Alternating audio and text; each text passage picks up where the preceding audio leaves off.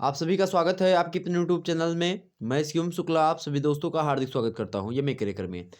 दोस्तों आज की वीडियो के अंदर हम बात करेंगे हिंदी साहित्य के बारे में। हिंदी साहित्य बीए द्वितीय वर्ष के अनसॉल्व पेपर के बारे में चर्चा करेंगे।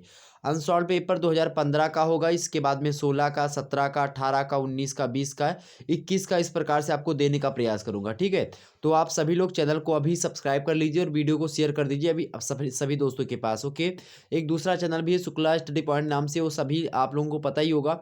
अब जो है ये इस चैनल पर आपको सारे विषय से संबंधित अनसॉल्व पेपर मिलेंगे और इसके बाद में मैं पेपर को सॉल्व करवाने का भी प्रयास करूंगा। Shukla H D point channel पर आप मॉडल पेपर वगैरह देख सकते हैं। ओके, और वहाँ पर क्लासेस वगैरह भी होती हैं आपकी, तो वहाँ पर आप आसानी से तैयारी कर सकते हैं। और यहाँ पर तो आपको अनसॉल्व पेपर अभी जो है प्रोवाइड करवाऊंगा, उसके बाद में फिर मैं और भी चीज़ें इस पर करवाने का प्रयास करूंगा, तो आप परेशान मत होइएगा। ओके, सभी सब्जेक्ट के आपको मिलेंगे, तो आप लोग अभी चैनल को सब्सक्राइब कर लीजिएगा, वीडियो को लाइक करके बताएं कि हाँ हमारा सब्जेक्ट ये है।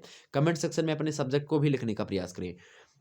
हिंदी साहित्य के बारे में चर्चा करेंगे मेरे प्यारे दोस्तों। मोस्ट इंपॉर्टेंट क्वेश्चंस हैं, 2022 की परीक्षा में प्रश्न आ सकते हैं, मतलब कि इसमें जो प्रश्न है 2015 में पूछे गए वो प्रश्न रिपीटेड होते हैं। चूंकि बात करूं तो बीए की खास करके, तो बीए में प्रश्न जो होते हैं रिपीटेड ही होते हैं, बहुत ज़्यादा मात्रा में रिपीट होकर के प्रश्न पूछे आते हैं। तो इसीलिए अगर आप 2015 से लेकर के 2020 तक या फिर 21 तक के समस्त प्रश्नों को अगर आप लोगों ने देख लिया, मतलब प्रश्नों को आप देखने के बाद में आप लोगों ने जान लिया कि हाँ ये प्रश्न पूछे गए थे, बस इतना अगर आप लोगों को देख लिया, उसके बाद में उसके हिसाब से आप पढ़ाई करेंगे तो आपको एक प्रकार से टॉप करने से कोई नहीं रोक सकता। इसी से टॉप करने के लिए, मैं आपको अग्रणी नंबर लाने के लिए, उच्चतम अंक प्राप्त करवाने के लिए इस प्रकार के एक प्रकार से सेशन शुरू कर रहा हूं, ताकि आप लोगों को प्रश्न पता चले कि किस प्रकार से पूछे जाते हैं। हिंदी साहित्य के बारे में चर्चा करेंगे। हिंदी साहित्य के पेपर 1 के बारे में आज का वीडियो ये होगा। इसके बाद में पेपर 2 का भी वीडियो जल्दी ही आपके चैनल पर उपलब्ध करवा दिया जाएगा। ओके, तो पेपर 2 का आपकी शाम तक आपके वीडियो भी चली जाएगी, तो आप परेशान मत होइएगा। ओके, बीए द्वितीय वर्ष हिंदी साहित्य 2015 में पूछे गए जो प्रश्न हैं, इसको इसमें समाहित करने का प्रयास किया गया है। तो यहाँ पर आप देखेंगे जो है बड़े ही आसानी से यहाँ पर देख लीजिएगा मेरे भाई। यहाँ पर प्रश्न पत्र का नाम क्या है आपके, तो प्रश्न पत्र का आपके नाम है, सभी को पता होगा, आधुनिक हिंदी काव्य। पेपर का नाम है आपके आधुनिक हिंदी काव्य। पेपर 1 जो है उसका नाम क्या है, आधुनिक हिंदी काव्य। अब यहाँ से प्रश्न जो पूछे आते हैं, खंड आ, बा और सा में पूछे आते हैं। आ से आते लघुत्तरीय प्रश्न, बा में लघुत्तरीय प्रश्न और व्याख्या वाले प्रश्न जो होते हैं लघुत्तरीय टाइप के ही प्रश्न होते हैं। उसके बाद में दीर्घोत्तरीय टाइप के प्रश्न होते हैं जो कि खंड सा में से पूछे जाते हैं। ओके, अब यहाँ पर हम विस्तार से चर्चा कर लेते हैं कि मतलब कि एक एक प्रश्नों को बता दूं आपको। इस वीडियो के माध्यम से मैं एक बात बता दूं आपको कि यहाँ पर आपको उत्तर बताने का प्रयास बिल्कुल भी नहीं किया जाएगा, बस आपको यहाँ पर प्रश्नों को दिखाने का प्रयास किया जा रहा है। तो आप लोग प्रश्नों को देखिएगा और बाकी जो है उत्तर वगैरह आपके शुक्ला स्टडी पॉइंट चैनल पर तो देने का प्रयास ही करूंगा। और तो आप लोग उस चैनल को भी आप ज्वाइन करे रहें, ताकि वहाँ पर अगर आपको सॉल्व पेपर दिया जाए तो वहाँ पर आप लोग आसानी से देख सकें। ओके, चलिए प्रारंभ करते हैं आज की कक्षा को। खंड आ से जो अति लघुत्तरीय प्रश्न पूछे गए थे 2015 में, कौन कौन से थे उसको देख लीजिएगा, मोस्ट इंपॉर्टेंट है। और इन सभी की प्रैक्टिस वगैरह आप लोग घर पे हैं तो आप लोग करते रहिएगा। ओके, इन प्रश्न के मतलब कि आप खंड आ में देखेंगे, नोट मिलेगा कि इस प्रश्न के सभी भागों के उत्तर निर्देशानुसार आपको देने हैं, मतलब कि सभी भागों के उत्तर करने हैं। प्रत्येक प्रश्न का उत्तर यहाँ पर लगभग कितने शब्दों में लिखना है, 50 शब्दों में लिखना है। ठीक, ये पूछा 15 में जो है नियम था, और यही नियम आज भी लागू है, अभी यही चल रहा है। 3 घंटे की परीक्षा होती है, 100 नंबर का पेपर होता था, मतलब अब भी होता है, यही आप ध्यान रखेंगे। हालांकि कोरोना की पीरियड में आप देखेंगे तो उसका पेपर में थोड़ा बदलाव हुआ था, 1.5 घंटे का पेपर हुआ था, उसमें 5 ही प्रश्न अति लघु उत्तरीय करने होते थे और लघु उत्तरीय के आपके 2 प्रश्न और उसके बाद में जो है दीर्घ उत्तरीय के 1 प्रश्न करने होते थे। तो वो पेपर जो है समय कम कर दिया गया था, इसीलिए पेपर की में जो है प्रश्नों की संख्या भी कम कर दी गई थी। ओके, तो यहाँ पर देखने का प्रयास करें सभी लोग फटाफट से। पहला प्रश्न है कि द्विवेदी युग के प्रमुख कवियों का नाम उल्लेख कीजिए। द्विवेदी युग के प्रमुख कवियों का नाम उल्लेख कीजिए, तो बड़े ही इंपॉर्टेंट कवि, बहुत सारे सभी को पता होगा, महावीर प्रसाद द्विवेदी के नाम पर ही द्विवेदी युग पड़ा है। और आप देखेंगे वहीं पर जो है द्विवेदी युग का नाम तो उन्हीं के नाम पर पड़ा है। इसके बाद में भी आप मैथिली शरण गुप्ता जी हैं, ये सब जो है कैसे भाई, ये सब द्विवेदी युग के एक प्रकार से ही हैं और मोस्ट इंपॉर्टेंट कवियों की भूमिका निभाते हैं। ओके, और भी तमाम सारे लोग हैं, हम चर्चा कर लेंगे किसी दिन इन सभी प्रश्नों पर, तो आप परेशान मत होइएगा। अगले हैं आपके छायावादी कविता की भाषा पर प्रकाश डालिए। अर्थात जो छायावाद है, द्विवेदी युग के बाद में छायावाद आता है। सबसे पहले आधुनिक हिंदी की बात की जाए तो आधुनिक हिंदी में सबसे पहले भारतेंदु युग आता है 1850 से। किसी जो है विद्वान के अनुसार 1843 से प्रारंभ होता है, और किसी विद्वान ने 1857 से बताया है। तो 1843, 1850, 1857 तीन जो है सन माने जाते हैं, जो कि जो है आधुनिक काल की शुरुआत मानते हैं, मतलब कि भारतेंदु युग की। क्योंकि भारतेंदु युग की शुरुआत जो होती है, बता दूं आपको, तो उनके जन्म से कुछ लोग मानते हैं 1850 में उनका जन्म हुआ था, इसीलिए मानते हैं। 1857 से वे लोग मानते हैं जो कि क्रांति हुई थी। कौन सी क्रांति?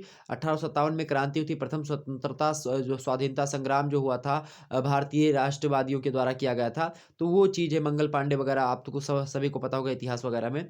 तो वो चीज़ वहाँ से जो है, चूंकि समाज जो होता है साहित्य का दर्पण होता है, इसीलिए समाज के जब जो है वहाँ समाज में बहुत ज़्यादा बदलाव हुआ, उसी को लेकर के वहाँ पर जो है आधुनिकता जो है कवियों में भी आने प्रारंभ हो जाती है, और वहीं से गद्य काल जो है वो भी प्रारंभ होता है। तो आधुनिक काल को ही गद्य काल रामचंद्र शुक्ला जी ने ही कहा है। तो हालांकि मैं चर्चा करूंगा किसी दिन विस्तार से इन सभी मुद्दों पर। अभी मेरा मकसद यही है, चूंकि समय मेरे पास भी कम है और लगातार फर्स्ट सेमेस्टर वालों का एक प्रकार से प्रेशर है, पेपर उनके चल रहे हैं। आपकी परीक्षा मार्च से अप्रैल के आसपास होनी है। कुछ विश्वविद्यालयों की परीक्षा जो है 2021 की नहीं हुई थी, उनकी परीक्षाएं हो रही हैं। कुछ बैक पेपर परीक्षा लगी हुई, तो उनके लिए भी इंपॉर्टेंट है ये सभी जो है प्रश्न। चलिए, तो छायावादी कविता की भाषा कैसी थी उस समय की, मतलब छायावाद। तो भारतेंदु युग के बाद में कौन सा आता है? द्विवेदी युग आता है। द्विवेदी युग के बाद में छायावाद आता है। छायावाद के बाद में प्रयोग, प्रगति, इसी प्रकार से नई कविता, स्वतंत्रोत्तर। ठीक है, इसी प्रकार से आगे चलेंगे तो आप जो है सठोत्तरी वगैरह कविता आती, समकालीन कविता। तो ये सब बातें हम किसी दिन चर्चा कर लेंगे इन सभी मुद्दों पर विस्तार से, तो आप परेशान मत होइएगा। छायावादी कविता की भाषा पर प्रकाश डाली, तो भाषा भी ठीक ठाक थी वहाँ की। अब चर्चा करेंगे, 50 शब्दों में आपको लिखनी थी। आगे देखते हैं, अगला प्रश्न आपके सामने था मेरे प्यारे दोस्तों।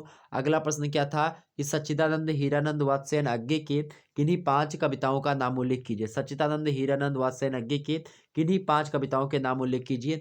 आपको बता दूं मेरे प्यारे दोस्तों, यहाँ पर आप अपने जो है जो उनकी सच्चिदानंद हीरानंद वात्स्ययन अज्ञे की जो कविता आपके पाठ्यक्रम में संकलित थी, उसका भी नाम लिख सकते थे, और भी तमाम सारी कविताओं के नाम आप लिख सकते थे। कोई उसमें दिक्कत की बात नहीं है। चाहे वो समागरी का नैवेद्य दान हो, या इसी प्रकार से कोई उनकी अन्य कविता हो, चाहे वो वो मुर्दे होंगे प्रेम जिन्हें सम्मोहनकारी हाला है, इस प्रकार से जो कविता थी। तो वो रोगी होंगे प्रेम जिन्हें सम्मोहनकारी हाला है, तो इस प्रकार से वो कविता है। तमाम सारी कविताएं इनकी हैं अज्ञे की, तो इन सभी को आप लिख सकते थे। इससे 5 कविताएं आपके पाठ्यक्रम में ही संकलित होगी अज्ञे की। तो वो कविताएं आपको पता होनी चाहिए कौन कौन सी कविताएं हैं, तो आप लोग उनको जरूर ध्यान दीजिएगा कि जो आपके पाठ्यक्रम के हिसाब से जो कविताएं आपके पाठ्यक्रम में जो है कवियों के द्वारा संकलित है, उन कविताओं को आप लोग रट लीजिएगा, क्योंकि वहां से एग्जाम से प्रश्न लगातार बनते हैं। अगला प्रश्न पूछा गया था कि श्रद्धा सर्ग में चित्रित मानवीय सौंदर्य पर प्रकाश डालिए। मोस्ट इंपोर्टेंट प्रश्न है। अगला प्रश्न है जूही की कली, क्योंकि श्रद्धा सर्ग ही आपके पाठ्यक्रम में संकलित है जयशंकर प्रसाद का, तो ये आप लोगों को पढ़ना पड़ेगा। जूही की कली कविता किसकी है? ये भी अज्ञे की ही शायद है, जूही की कली। तो इस कविता में व्यक्त विचारधारा को बताइए, कैसी विचारधारा जो है जूही की कली में। तो ऐसे ऐसे प्रश्न एग्जाम से बनते रहते, तो आप लोग इन प्रश्नों को जरूर पढ़िएगा। अगला प्रश्न पूछा गया था कि पंत के नौका विहार में निहित संदेश को स्पष्ट कीजिए। तो पंत की ही रचना है, कौन? नौका विहार कविता है। तो उसमें क्या संदेश दिया गया समाज के लिए, उसको बताइए। अगला प्रश्न पूछा गया था आपसे 2015 में कि अज्ञे की काव्य भाषा पर विचार व्यक्त कीजिए। क्या अज्ञे की काव्य भाषा कैसी, अर्थात तो जब काव्य में रचनाएं लिखते हैं तो उनकी भाषा कैसी होती है, इसके बारे में आपसे पूछा गया था। अगला प्रश्न देखिए, अगला प्रश्न है प्रगतिशील कवि के रूप में नागार्जुन जो है उनका मूल्यांकन करने के लिए प्रश्न पूछा गया था कि प्रगतिशील जो है कवि हैं, उसको ध्यान में रखते हुए नागार्जुन का मूल्यांकन कीजिए, कितने हद तक वो जो है प्रगतिशील हैं, मतलब कहाँ तक वो प्रगतिशील जो है लेखक हैं। अगला प्रश्न आपका 10वां नंबर है प्रश्न और लास्ट, भारत गीत जयशंकर प्रसाद के किस नाटक से लिया गया है? इस गीत के माध्यम से कवि क्या संदेश देना चाहता है समाज को, ये बात जो है, इस प्रश्न का उत्तर आपको 50 शब्दों में देना था। तो इस प्रकार से ये 10 प्रश्न थे जो कि अति लघु तरीके के थे और जिनको आपको 50 शब्दों में बयां करना होता था। तो ये बड़े आसानी से आप कर सकते हो, कोई दिक्कत की बात नहीं, बड़ी अच्छे अच्छे प्रश्न हैं। किसी दिन मैं चर्चा कर लूंगा, आप लोग परेशान मत होइएगा। ओके, आप अगले देखते हैं अगला। और आपकी सीरीज वगैरह में मिले जो यूनिवर्सिटी से संबंधित सीरीज होती हैं, उनमें अगर ये प्रश्न मिलते हैं तो आप लोग पढ़ लीजिएगा। अगर नहीं मिलते हैं तो शुक्ला टी पॉइंट चैनल पर मैं आपको देने का भी प्रयास करूंगा। इस चैनल पर भी कुछ वीडियोस अवेलेबल हैं, आप देखेंगे तो उसको भी देख लीजिएगा। ओके, अब हम खंडवा में प्रवेश करते हैं। खंडवा में व्याख्या जो है आता है आपका, और लघु उत्तरीय टाइप के प्रश्न पूछे जाते हैं। इन प्रश्नों को आपको 200 शब्दों में लिखना होता है। चाहे वो आपको व्याख्या करनी हो तो 200 शब्दों में ही आपको लगभग करनी होती है, लेकिन व्याख्या आप लोग 200 शब्दों से ऊपर भी कर सकते हैं, कोई दिक्कत की बात नहीं। वैसे आप प्रश्न का उत्तर जब भी ये में लिखें तो आप 200 शब्द में पूछा जाए तो लगभग 3 मतलब कि 250 शब्द, या फिर 250 शब्द में ना लिख पाए तो 220, मतलब कि 200 से अधिक शब्द जो है हो, मतलब कि ऐसा लिखें कि ज़्यादा लिखें। कहने का मतलब ये है कि ज़्यादा लिखने का प्रयास करें, ठीक है। तो यहाँ पर सभी प्रश्नों के उत्तर आपको करने होंगे, और यहाँ पर प्रत्येक प्रश्न का उत्तर 200 शब्दों में लिखना है। अब आगे समझते हैं। यहाँ पर सबसे पहले आपको व्याख्या का सामना करना पड़ेगा। निम्नलिखित पद्यांश की ससंदर्भ व्याख्या कीजिए, ये प्रश्न है। तो यहाँ पर आपका यहाँ पर क्या है कि कौन तुम संस्कृत मतलब कि संस्कृति जलनिधि तीर तरंगों से फेंकी मणि एक कर रहे निर्जन का चुपचाप प्रभा की धारा से अभिषेक जो है श्रद्धा मनु से पूछ रही है। जो है अब चलिए ये बता दूं, एक लाइन की व्याख्या है इसलिए बता दे रहा हूँ, बाकी सभी की नहीं बता पाऊंगा, ठीक है, क्योंकि अभी उतना ज़्यादा हमने तैयार भी नहीं किया है और आप लोगों के समक्ष आ गया हूँ, और टाइम नहीं मिल पा रहा है। नहीं तो मैं आपको एक एक करके पूरा का पूरा सॉल्व करवा देता आपका पेपर, ठीक है। किसी दिन टाइम मिलेगा तो मैं अवश्य सॉल्व करवा दूंगा, लेकिन अभी आप लोग प्रश्नों को देख लीजिए। हालांकि यहाँ पर इसकी व्याख्या देख लीजिए। कौन तुम मतलब कि श्रद्धा जो है वो मनु, पहले समझिए मनु जो है प्रलय काल हो चुका है, पूरी पृथ्वी जलमग्न हो चुकी है, सब नष्ट हो चुका है। एक जो है पत्थर है, उसी पत्थर के पास जो है मनु एक व्यक्ति है जो कि बच जाते हैं, वो बैठे हुए हैं, और उधर से पीछे से एक स्त्री आती है, उनका उसका नाम क्या है, श्रद्धा है। और वह श्रद्धा नाम की स्त्री क्या करती है, मनु से पूछती है कि कौन तुम संस्कृति जलनिधि तीर, जलनिधि के तीर पर मतलब कि एक प्रकार से जिस प्रकार से समुद्रों से फेंकी मणि एक, तरंगों से फेंकी मणि एक, कि जिस प्रकार से जब जो है स्वाति नक्षत्र में सीप में मोती मतलब वो गिर जाता है, क्या बोलते हैं, बारिश की बूंदें स्वाति नक्षत्र में जो नदियों में सीप होती है समुद्रों में, उसमें जब गिर जाता है वही पानी का मोती, तो वो एक प्रकार से मोती बन जाता है, सही सच का। तो वो मोती एक प्रकार से तरंगों के माध्यम से जब लहरें आती समुद्र में, तो वो जो है लहरों के माध्यम से वो मोती बाहर आकर के जो है बालू में पड़ जाता है, मतलब कि उसके किनारे पर आकर के गिरता है, और उस मोती का उस जो है बालू अर्थात उस जो है स्थान पर कोई महत्व नहीं रहता। ठीक उसी प्रकार से श्रद्धा जो है मनु से कहती है कि कौन हो तुम संस्कृति जलनिधि तीर, कि तुम कौन हो कि तुम इतने ज़्यादा जो है दिव्य दिख रहे हो, लेकिन तुम इस जो है वीरान अवस्था में बैठे हुए हो, यहाँ पर तुम्हारा कोई महत्व नहीं है। जिस प्रकार से एक तरंगों से फेंकी मणि की जो है कोई महत्व नहीं होता, उस प्रकार से समझाने का प्रयास करती है। और कर रहे निर्जन का चुपचाप प्रभा की धारा से अभिषेक, क्यों यहाँ पर तुम निर्जन बैठे हुए हो, निर्जन से मतलब कि धारा से अभिषेक कर रहे हो, क्यों इस प्रकार से बैठे हो, इस प्रकार से प्रश्न करती है। तो यही बात है कुल मिलाकर के। तो यहाँ तक हमने थोड़ी बात आपको बता दी, बातें श्रद्धा सर्ग से है। आगे हम समझने का प्रयास करते हैं। अब तो फर्स्ट सेमेस्टर में शामिल हो गया है, ठीक है। आगे देखते हैं। अथवा करके दूसरा दिया है आपका, तो ये प्रश्न अगर आपको पता था तो कर सकते थे। इसके स्थान पर इसमें तो लघुत्तरीय में यही थोड़ा अच्छी बात होती है कि अगर मान लेते हैं आपको एक नहीं पता है, ये वाला अगर मान लेते हैं आपको नहीं पता था कि अब यहाँ पर संदर्भ व्याख्या कहने का मतलब यहाँ पर आपको संदर्भ पहले लिखना पड़ेगा, संदर्भ लिखना होता है। संदर्भ के बाद में क्या लिखेंगे, संदर्भ के बाद में प्रसंग लिखेंगे, कहाँ के प्रसंग में ये बातें कही जा रही हैं।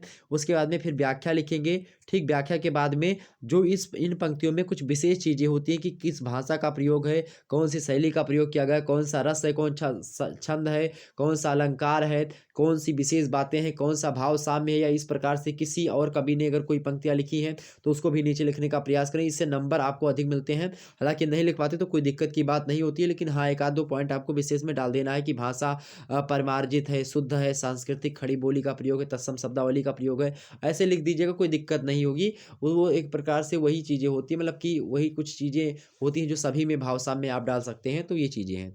पर्टिकुलर आपको पता होना चाहिए कि ये इस प्रकार का जो कवि है किस प्रकार से रचनाएं लिखता है, तो उसकी मानसिकता अगर आपको पता है तो आप विशेष में बड़ी अच्छी बातें लिख सकते हैं। अगला आपके सामने प्रश्न था, तो ये अगर ये पता था तो ये लिख दीजिए, मतलब लिख सकते थे आप। अगर ये नहीं पता था तो ये इसके स्थान पर दूसरा भी आप लिख सकते थे। ये आपके पास जो है ये अधिकार होता है वहाँ पर। दूसरा क्या है, करछुल जो है बटलोही से बतियाती है और चिमटा तवे से मचलता है, चूल्हा कुछ नहीं बोलता चुपचाप जलता है और जलता रहता है। ये एक प्रकार से पंक्ति है, तो इसकी भी व्याख्या करने के लिए पूछा गया था। अगली व्याख्या आ गई थी कि निम्नलिखित पद्यांश के साथ संदर्भ व्याख्या कीजिए। आप चाहे तो ये आप इसकी व्याख्या करेंगे, चाहे अथवा करके दूसरा दिया गया है उसकी व्याख्या आपको करनी है, ठीक। दोनों में से किसी एक को ही करनी, तो आप परेशान मत होइएगा बिल्कुल भी, ठीक। तो आपको एक ऑप्शन यहाँ पर मिलते हैं लघुत्तरीय में। लिखा क्या है कि जीर्ण बाहु है शीर्ण शरीर, तुझे बुलाता कृषक अधीर, ए विपलों के वीर, चूस लिया है उसका सार, हाड़ मात्र ही है आधार, ए जीवन के पारावार। मोस्ट इंपोर्टेंट कविता है, तो इसकी भी व्याख्या देख लीजिएगा।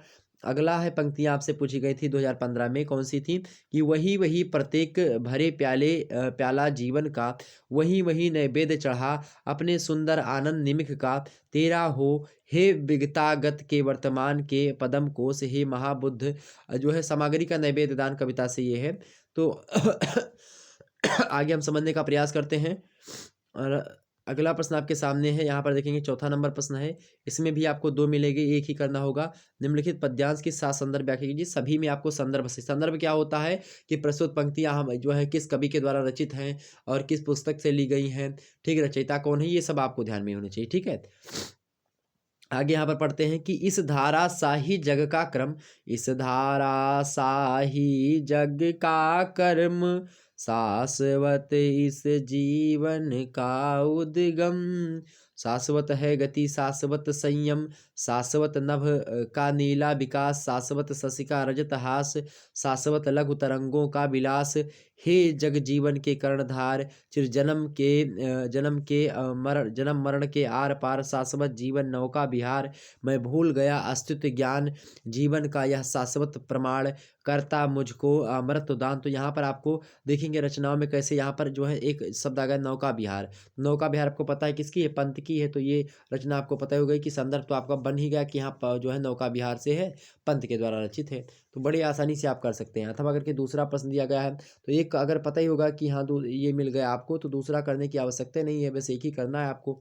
अगर आप सोचेंगे नहीं कि दोनों कर दें तो दोनों करेंगे तो आपका नंबरवा जो होगा कट जाएगा। मेरे प्यारे दोस्तों, दोनों मत करिएगा। अगर एक अथवा करके दिया तो चाहे ऊपर वाला करेंगे चाहे नीचे वाला करेंगे, यही अथवा का मतलब होता है, ठीक। आगे देखते हैं, लिखा कि अमल धवल गिर के शिखरों पर बादल को घिरते देखा है, छोटे छोटे मोती जैसे उसके जो है शीतल तुहिन कणों को, उसके बाद में मान सरोवर के उन स्वर्णिम कमलों पर घिरते देखा है, बादल को घिरते देखा है। तो बादल को घिरते देखा है कविता है, उससे ये चीज़ें संकलित है। तो ये आप मतलब बादल राग जो है फर्स्ट से है। तो इस प्रकार से आप बड़े आसानी से पकड़ सकते हैं कविताओं। अगर आपने एक भी बार कविता को पढ़ ली है, एक भी बार अगर आप लोगों ने कविता को पढ़ा है और उसकी व्याख्या को समझ लिया है, तो कोई दिक्कत नहीं होगी इसकी व्याख्या करने में, ठीक। अब आगे अब व्याख्या इतनी आती है, उसके बाद में कुछ द्रुत पाठ के रूप में आपके पाठ्यक्रम में संकलित होते हैं जो है रचनाकार, उनसे कुछ प्रश्न पूछे आते हैं आपके जो है दीर्घ मतलब कि लघुत्तरीय में। हालांकि मूल पाठ वाले भी से भी पूछे आते हैं, तो उसको भी देखेंगे। प्रश्न क्या पूछा गया भाई, लघुत्तरीय का प्रश्न कैसे बनेगा, देखिए यहाँ पर भारतेंदु के काव्य के व्यंग के स्वरूप का मूल्यांकन कीजिए। मतलब भारतेंदु के काव्य में व्यंग प्रस्तुत हुआ है, उसका उस जो स्वरूप है अर्थात व्यंग का जो स्वरूप है जो किसने भाई जो है भारतेंदु जी ने जो अपने काव्य में व्यंग प्रस्तुत किया है, उसके स्वरूप का क्या करें मूल्यांकन करने के लिए आपसे प्रश्न पूछा गया।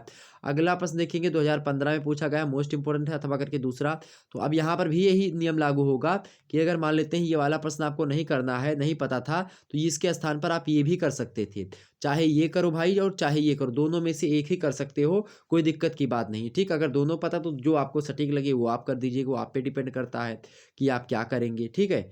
अथवा करके दूसरा दिया है कि भवानी प्रसाद मिश्रा के काव्य में गांधीवादी विचारधारा का मूल्यांकन कीजिए। तो भवानी प्रसाद मिश्र के काव्य में गांधीवादी विचारधारा है, बिल्कुल भी है, मोस्ट इंपॉर्टेंट चीज़ें हैं, गांधीवादी विचारधारा से प्रेरित है भवानी प्रसाद मिश्रा जी। तो उसी का मूल्यांकन करना था, 200 शब्दों में आपको करना है। अगला प्रश्न आपके सामने 4 प्रश्न ऐसे पूछे जाते हैं, 4 में से केवल 2 ही करने होते हैं, 3 आपकी व्याख्या ही होती है, ठीक। अगला प्रश्न सॉरी 3 ये होता है और जो है 2 व्याख्या होती है। 3 प्रश्न ये होते हैं शायद, 2 और 2 ही इसमें दिए गए हैं, बाकी 4 दिए गए, 4 में से 2 ही करने, बाकी 3 तो व्याख्या आपको दे दी गई। लेकिन अब हो सकता है कि 2 व्याख्या दी जाए और 3 प्रश्न, तो जो इस हिसाब से वो मैनेज करें। अब जो है लगभग अब तो आप जब आप देखेंगे 2019-20 का पेपर 18 का, तो वहाँ पर आप देखेंगे कि जो है 3 प्रश्न जो होंगे वो जो है व्याख्यात्मक रूप से पूछे जाएंगे आपसे यहाँ पर लघुत्तरीय में, और जो है सॉरी 2 प्रश्न व्याख्यात्मक रूप से पूछे जाएंगे, और जो 2 प्रश्न एक मतलब 3 प्रश्न होंगे वो जो है इस प्रकार से पूछे जाएंगे, जैसे कि ये वाला। यहाँ पर देखेंगे अगला प्रश्न है, नई कविता की विशेषताओं के आधार पर अज्ञेय का मूल्यांकन कीजिए। अर्थात सच्चिदानंद हीरानंद सेन अज्ञेय जो है नई कविता के एक प्रकार से क्या है, प्रेरणादायक है, जो है इन्हीं के द्वारा नई कविता का एक प्रकार से क्या होता है, नई कविता आगे बढ़ती, तो इनकी उसी विशेषताओं का एक प्रकार से आधार पर, नई कविता की विशेषताओं के आधार पर अज्ञेय का मूल्यांकन कीजिए कि अज्ञेय के काव्य में कौन कौन सी चीज़ें थी, या फिर अज्ञेय का मूल्य कितना है हो सकता है हिंदी साहित्य की दृष्टि से। आगे समझते हैं, अगर ये प्रश्न नहीं पता था तो दूसरा प्रश्न आप लिख सकते थे कि उद्धव शतक की वस्तु वर्णन की विशेषताओं की समीक्षा कीजिए। ये भी मोस्ट इंपोर्टेंट प्रश्न है। तो ये 2015 में पूछे गए प्रश्न थे, जो कि लघु उत्तरीय टाइप के। अगला प्रश्न है आपका दीर्घ उत्तरीय टाइप का। अब दीर्घ उत्तरीय टाइप के जो प्रश्न होते हैं उनसे कैसे मतलब प्रश्न बनते हैं, इसको भी देख लीजिएगा। खंड सा में आपके दीर्घ उत्तरीय टाइप के प्रश्न पूछे जाते हैं, और यहाँ से आपको 5 प्रश्न दीर्घ उत्तरीय में दिए होंगे। 5 में से केवल और केवल कितने प्रश्न करने होते हैं, आपको 2 प्रश्न करने होते हैं। किन्हीं 2 प्रश्नों के उत्तर दीजिए, नोट में लिखा है। प्रत्येक प्रश्न का उत्तर कितने शब्दों में होना चाहिए, तो यहाँ पर आपको 500 शब्दों में लिखना होगा एक प्रश्न का उत्तर। ओके, ध्यान रखेंगे, और 2 ही प्रश्न करने हैं सॉरी, और जो आपको पता हो वही करना है। ओके, तो ध्यान रखेंगे। अब पहला प्रश्न आपके सामने है दीर्घ उत्तरीय का, कि पंत जो है, सुमित्रानंद पंत जो है प्रकृति के सुकुमार कवि हैं। इस कथन की 100 उदाहरण समीक्षा कीजिए। उदाहरण के सहित बताइए, मतलब वहाँ पर जो है इनके जो है सुमित्रानंद पंत के उदाहरण, अर्थात इन्होंने जो है प्रकृति के सुकुमार होने का कौन कौन सा प्रमाण, अर्थात इनको क्यों प्रकृति का सुकुमार कवि कहा जाता है, इसको लेकर के इनकी रचनाओं में कौन कौन सी ऐसी बातें हैं, उसको भी लिखने का प्रयास करें। ठीक है, यहाँ पर सॉरी, तो ये प्रश्न लगातार बनता है कि पंत जो है प्रकृति के सुकुमार कवि हैं। ये लगातार प्रश्न पूछा जाता है, तो आप लोग इस प्रश्न को जरूर पढ़ लीजिएगा, एग्जाम्स में लगातार आएगा, 15 नंबर आपको दिला करके जाएगा। अगला प्रश्न है आपके सामने, निराला छायावाद के प्रतिनिधि कवि हैं। क्या निराला छायावाद के प्रतिनिधि कवि हैं, ये भी मोस्ट इंपॉर्टेंट प्रश्न है। 100 उदाहरण व्याख्या कीजिए, इसकी भी उदाहरण सहित आपको व्याख्या करनी है, तो ये भी प्रश्न अच्छा है आपका। अगला प्रश्न आपसे पूछा गया था कि अज्ञेय की कविताओं में भावना एवं कला का संतुलन सर्वत्र विद्यमान है। इस कथन पर अपनी टिप्पणी प्रस्तुत कीजिए। तो यहाँ पर कहने का मतलब यह है, इनकी भाव पक्ष और कला पक्ष दोनों के बारे में सबसे पहले आपको बताना है, और उसके बाद में दोनों को मतलब बता देना है कि दोनों में संतुलन है। जहाँ तक कि कहीं बात की जाए अज्ञेय की, तो अज्ञेय की जो है भाव पक्ष जितना मजबूत है उतना ही प्रबल इनका कला पक्ष भी है। इस प्रकार से आप समझा सकते हैं। तो इस कथन पर जो है आपको अपनी टिप्पणी करनी, मतलब अपने शब्दों में कुछ बातें बतानी है अज्ञेय के विषय में। आप अज्ञेय के बारे में पढ़ करके, अज्ञेय के भाव मतलब अज्ञेय की रचनाओं को पढ़ने के बाद में आपको कितना कला पक्ष के बारे में जो है जानकारी मिलती है, क्या आप जानते हैं इनके विषय में, और क्या कला पक्ष में इन्होंने किया है, क्या भाव पक्ष के लिए किया है। क्योंकि कविता जब करते हैं लोग, तो उसमें एक भाव पक्ष होता है, कला पक्ष होता है। ठीक, तो दोनों पक्षों का मूल्यांकन किया जाता है किसी भी कवि का। अगला प्रश्न आपके लिए इंपॉर्टेंट है कि नागार्जुन जन चेतना के कवि हैं। इस कथन पर अपना विचार प्रस्तुत कीजिए। मोस्ट इंपॉर्टेंट प्रश्न है, ये भाई जन चेतना के कवि हैं नागार्जुन जी। तो नागार्जुन के जन चेतना के कवि हैं, इस कथन पर अपना विचार। ये देखिए, कभी कभी एग्जाम्स में आपको बता दूं मेरे प्यारे दोस्तों, कि ये जो आप लोग कभी कभी बहुत सारे लोग नकल करने के चक्कर में रहते हैं, तो नकल वाला सिस्टम जो अब वैसे ख़त्म ही हो गया है। लेकिन आपको बता दूं मेरे प्यारे दोस्तों कि जो है जब आप किताबी ज्ञान, आप किताबी कीड़े होते हैं, मतलब कि आपको केवल रट करके ही उत्तर लिखना है, तो आप परेशान हो जाएंगे। आपको आप यहाँ पर देखेंगे एग्जाम से क्या पूछा गया, अपनी टिप्पणी लिखें, अपना विचार प्रस्तुत करें। मतलब ये आपके विचारों को जानना चाह रहा, ना कि वो जो जिसने पुस्तक छापी उसके विचारों को। तो आप जो उत्तर है, जो प्रश्न पूछा गया आपसे, उस प्रश्न का उत्तर आप अपने हिसाब से दीजिएगा। ये आपको पूर्ण अधिकार है, और यही आपसे पूछा गया, तो आप अपने विचारों को वहाँ पर रखें, किसी दूसरे के विचार को ना रखें। ठीक, तो आप अपने विचारों को भी कुछ रखने का प्रयास करें। और एग्जामिनर यही चाहता है कि हाँ, जो बच्चे अर्थात इंटर क्लास करके आए हैं, बीए में पहुंच चुके हैं, बीए का 1 साल पढ़ चुके हैं, उसके बाद में दूसरे साल में आए हैं, तो अब उनके अंदर ये शैली तो डेवलप हो ही गई होगी कि वो अपने शब्दों में कुछ बातें लिख सकें किसी विषय पर। आगे समझते हैं, 11वां नंबर प्रश्न है, मोस्ट इंपोर्टेंट है। श्रद्धा सर्ग के आधार पर श्रद्धा और मनु के चारित्रिक विशेषताओं का उल्लेख कीजिए। ये भी मोस्ट इंपोर्टेंट प्रश्न है। तो ये जो है इतने प्रश्न इंपॉर्टेंट थे जो कि 2015 में पूछे गए थे। इंपॉर्टेंट क्या, ये प्रश्न इंपॉर्टेंट ही हैं, जो कि ऐसे बता दूं, जो अनसॉल्व पेपर के प्रश्न होते हैं ये इंपॉर्टेंट ही होते हैं, और इन्हीं सभी प्रश्नों को देख करके उसके हिसाब से ही हम लोग मॉडल पेपर सेट करते हैं, और वहाँ से प्रश्न एग्जाम से फंसते हैं। क्योंकि जो बीए के पेपर होते हैं, मतलब कि बीए में जो प्रश्न आते हैं वो प्रीवियस ईयर से ही आते हैं, तो इसीलिए मैंने प्रीवियस ईयर क्वेश्चन पेपर का सेट आपको देने का प्रयास किया है। आप लगातार इस चैनल पर प्रीवियस ईयर क्वेश्चन पेपर पाएंगे, हर एक सब्जेक्ट के आपको मिलेगा, तो आप परेशान मत होइएगा। ठीक है, ये 2015 का अनसॉल्व है। इसी प्रकार से 16 का भी जल्दी हिंदी साहित्य का दे दूंगा। इसी प्रकार से अन्य सब्जेक्ट का भी दूंगा। आप किस सब्जेक्ट है उसको बताने का प्रयास करें। पेपर 2 की वीडियो आपके सामने जल्द ही आएगी, तो आप लोग परेशान मत होइएगा। अभी शाम तक शायद इसकी वीडियो भी अपलोड कर दी जाए, तो आप बिल्कुल भी जो है परेशान मत होइएगा। इस वीडियो को भी देखिएगा, इसके में मोस्ट इंपॉर्टेंट बातें लाने का प्रयास करूंगा। मिलते हैं फिर नेक्स्ट वीडियो, तब तक के लिए जय जय भारत। आप सभी का बहुत बहुत धन्यवाद हमारे साथ जुड़े रहने के लिए।